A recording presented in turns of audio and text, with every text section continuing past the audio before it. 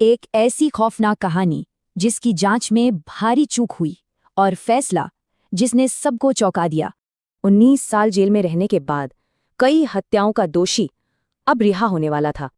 ये मंजर था सुरिंदर कोली की रिहाई का, जिसे कभी एक राक्षस कहा गया था, वो आजाद था।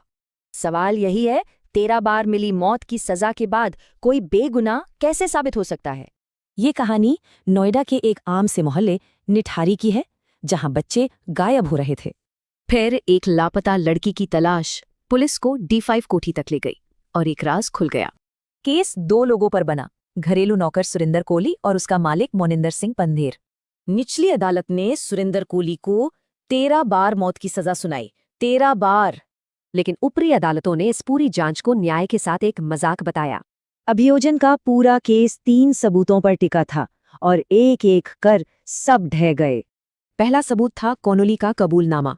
कोर्ट ने कहा यह बयान दबाव में लिया गया था। दूसरा सबूत बरामदगी। इसमें इतनी कानूनी खामियां थीं कि इसे सबूत ही नहीं माना गया। और सबसे बड़ी बात, घर के अंदर से कत्ल का कोई भी फॉरेंसिक सबूत नहीं मिला।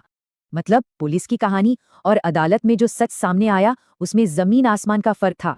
ये टेबल देखिए, निचली अदालत में जो दोषी थे वो ऊपरी अदालतों में बेगुनाह साबित हो गए। लेकिन उन परिवारों के लिए ये इंसाफ नहीं था, ये इंसाफ का गला घोटना था। तो फिर सवाल वही है, अगर ये दोनों बेगुनाह थे तो उन बच्चों का कातिल कौन था?